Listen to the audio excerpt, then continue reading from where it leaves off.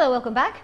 Much of Riau and other parts of Sumatra were covered by thick acrid smoke earlier this year, shutting down schools, closing down the airport and causing respiratory discomfort among residents. At least 2 deaths were attributed to the choking smoke. Florence Armein recently sat down with Dr. David Gaveau, scientist from the Center of International Forestry Research, for a deeper understanding of what are these ground fires and what is currently being done, and what is the next immediate step the government can undertake to put fires out and preserve our peatlands.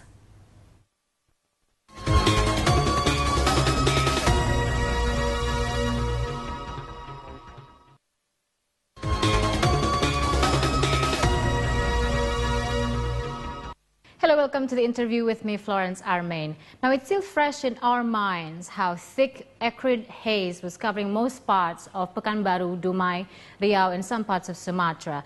Although state of emergency has been lifted, flights have been operating or back to normal. However, the efforts to uproot the problem may have just started. Now, right now with me in the studio, we have a Dr. David Gaveau, scientist and landscape ecologist in the Forest and Environment Program from the Center for International Forestry Research. Hi, David.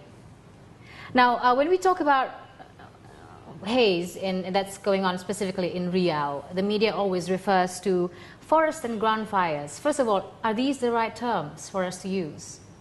If we're talking of the fires that were happening in 2013 and recently in the early part of 2014, these were not forest fires. They were fires on already cleared land, primarily on degraded peatlands.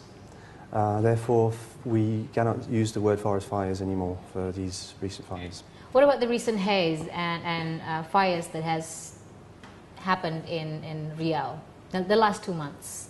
Are they still, they're not considered as forest fires anymore? Well, we've researched specifically the 2013 fires. It's a bit early for us to talk about the 2014 ones because they just happened so recently. But if they follow the same trend as last year, then they are probably not forest fires, yes. What were the trends last year? Well, last year was a pretty unique event in the sense that we've seen extreme haze over Southeast Asia, but outside of an El Niño year, usually extreme haze events were associated with long droughts linked to unusual dry conditions caused by El Niño phenomenon. But last year in Riau, where the fires took place, was not an El Niño year. It was actually a pretty rainy year, and the fires were caused by a short-term dry spell in an otherwise rainy year. So that's a bit different from what we've seen back in '97 or in 2006, where El Niño conditions were causing severe droughts and fires. So there were environmental factors in there, at least in the one in '97? There's always an environmental factor. You don't get a fire when it's always wet, but now it seems that all it takes is a short-term dry period for these fires to become a problem. Whereas in the past, a short-term dry period was not enough. We needed to have a long dry period to get serious fires. Okay, now the peatlands. Can you just explain a little bit what are the peatlands? It's maybe a term that is the public may not be familiar with. Well, peat is a kind of soil which is, in a sense, is akin to young coal. It's a very flammable.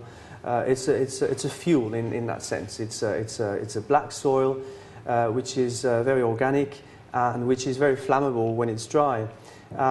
Peat soils in their natural conditions in Sumatra or in Borneo are flooded all year round, and there's usually a natural forest growing on them.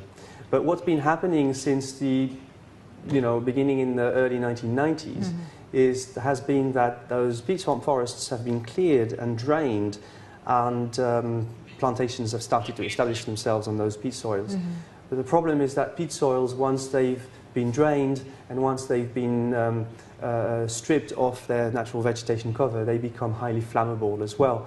So they become, these systems are actually fire prone and, you know, more likely to catch fire than any other systems. And this is why all it takes now is a short-term dry period, I mean like a month or two of no rain is sufficient to start these fires. All right. We'll talk about how it is affecting environment up in a moment after we return after the short break.